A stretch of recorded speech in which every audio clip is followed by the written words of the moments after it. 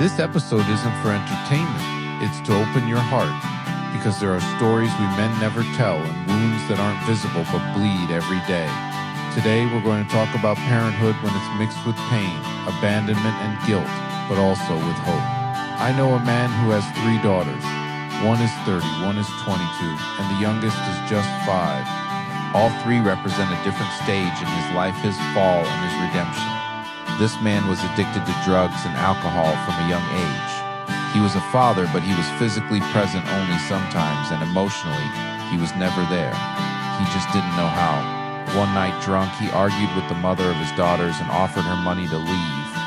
Years later, that same phrase was thrown back in his face by his own daughter. The pain followed him for decades. I saw on social media how his daughters would say, "I love you" to another man. Not because he was replaced, but because that man was there when he wasn't. The man who married their mother became the only dad they really knew. But the most shocking part, he doesn't hate him. On the contrary, he admires and respects him. Today, they are great friends. Because sometimes redemption doesn't come the way you expect. Sometimes it comes through someone who knew how to fill the place that you left empty. It's interesting because while I was preparing for this, I received an anonymous letter that hit me really hard, and I want to share it with you. It says, "I was a dad at 19. I didn't even know who I was, and I already had someone calling me daddy. I hid at work, on the street, in drugs. By the time my other children were born, I had already disappeared from myself. I didn't know how to love. I didn't know how to be present. One day my daughter told me, 'You've never been there, but thanks for trying.' That broke me, but it also gave me hope. I'm almost 10 years clean and sober now. I'm still learning to be a dad. It's still hard for me to look my children in the eye without feeling guilt. I don't want to be applauded. I just want other men who are living this to know that you are not alone." This is exactly what I was hoping to receive, stories from men going through real situations, so we can all understand in some way what we go through. This is for all fathers, stepfathers, those raised by an uncle or another father figure, and for those who unfortunately never had that opportunity at all. This is about building a community where we have a space to listen to one another without filters, fear, or judgment. As the saying goes, as iron sharpens iron, so one man sharpens another. We need a circle of people who think the same way, people who have already walked this path and are available to help us, like the brave men who have written to me. This isn't just one story. It's the story of thousands of men who failed, who left, who hid.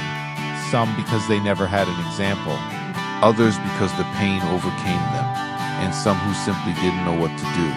These are fathers who watched their children grow up only in photos, who heard "I love you" addressed to someone else, who had to swallow their pride when they felt replaced, and yet they are still fighting. They are looking for help, sending messages, asking for forgiveness, and doing the hard work that no one sees. This episode is for them, for you, for me, for all of us who have ever felt like we failed but don't want to die being that person. Listen to me. You, the man who is a father, who for whatever reason had a past that affected your children. The relationship was damaged, that bond just isn't there. For any reason at all, hey, maybe now is the time. Ask for forgiveness. Go to them and ask for forgiveness. We can't control how they'll respond. Maybe they won't want to see us ever again because we can't know the depth of the pain they went through. But ask. If the other person doesn't want to forgive, there's nothing you can do. You did what you had to do. You apologized. You tried to make amends. You sent that message. You did your part. Prepare for anything because it won't be easy. But I will tell you one thing. If this story connects with you, share it with another man, not for pity, but to let him know that he is not alone. Redemption exists.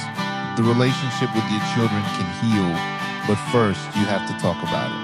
You have to be brave enough to ask for help, to ask for forgiveness, and to stay for the long haul. With faith, everything is possible. This was Talking with Jose. Thank you for listening. I'll see you in the next one.